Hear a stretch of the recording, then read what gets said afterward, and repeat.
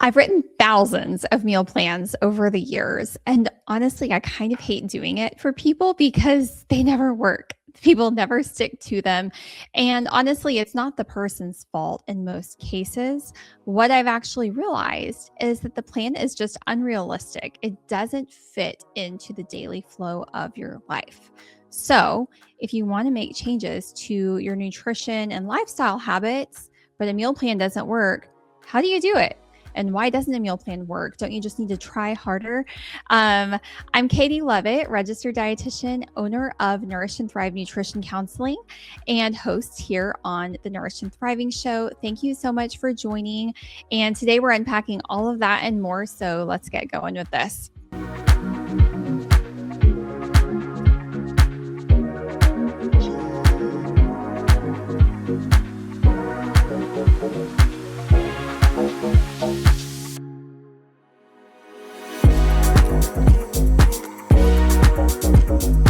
If you've ever followed a meal plan for 3 days, felt amazing, and then completely fallen off the wagon on day 4, this episode's for you.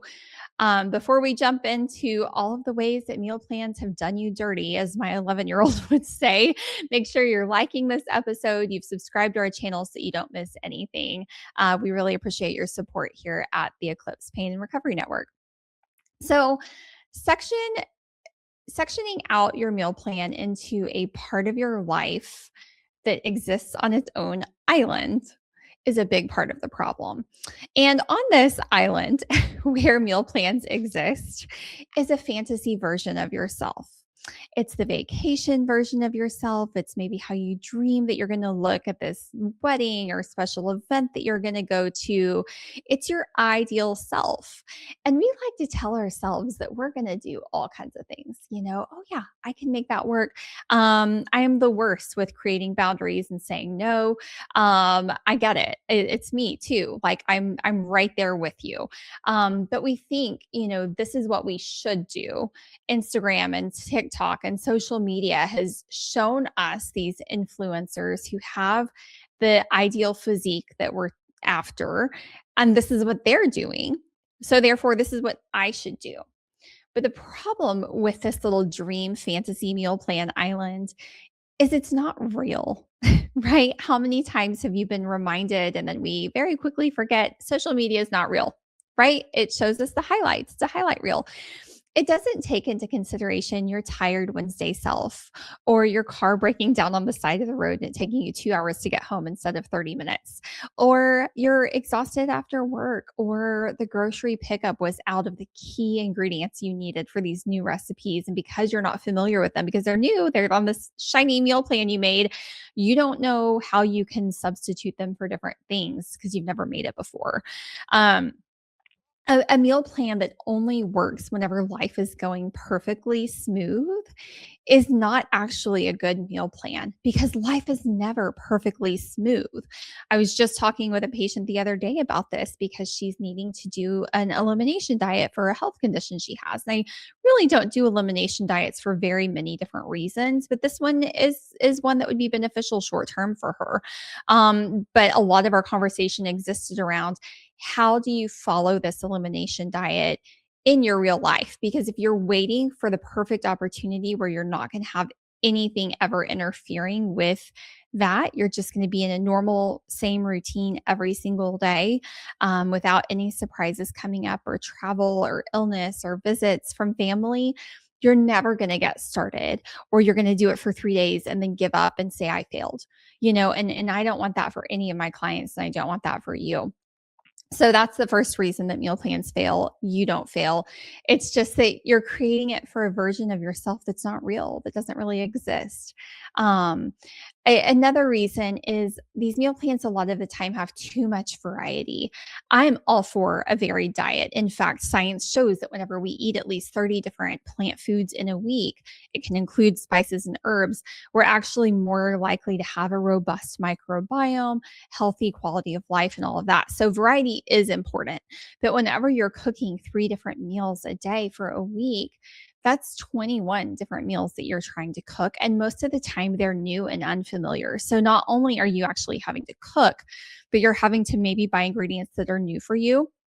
or you are, having to really learn the recipe as you're going through it. And so it takes up a lot more emotional and mental energy than otherwise, cooking a meal that you're familiar with would do.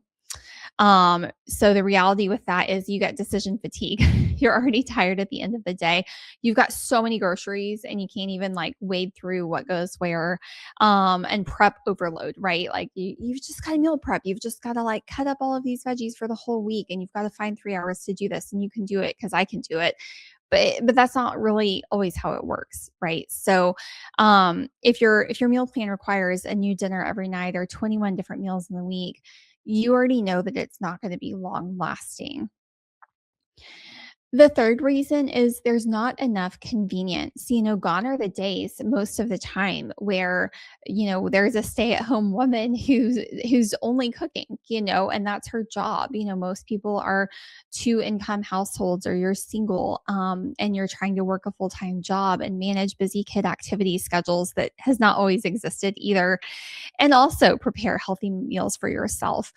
So things like rotisserie chicken, frozen vegetables, even bagged salad, stuff like that, just on hand, available, and built into your meal plan on those busier days of the week, set you up for success when they're there. And when they're not there, you really need those convenient items. And when they're not there, you're going to run through the fast food drive through, right?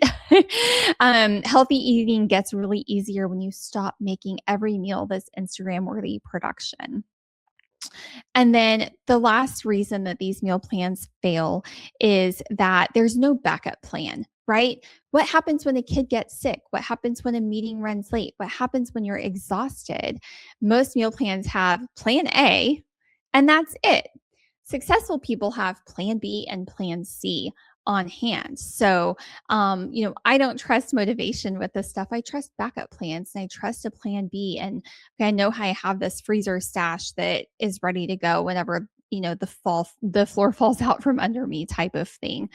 So whenever you're looking at making these diet and lifestyle changes for yourself, and really looking at making some, new meal plans or trying out some new recipes, I want you to ask yourself these 4 questions. Okay. Question 1, can my meal plan survive stress?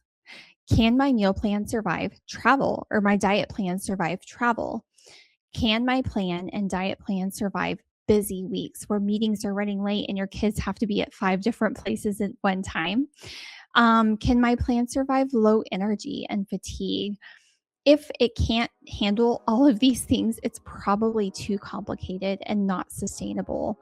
And so, I really want you guys to remember here the best meal plan isn't the healthiest, perfect plan on paper that perfectly ticks all of the boxes. It's really the one that you can actually follow whenever life gets busy. So I hope that this is helpful for you. Make sure you like this video, subscribe to our channel, and share this with a busy person who feels frustrated with not being able to follow through with their meal or diet plan as well. Hopefully they can enjoy it as well. Thanks so much.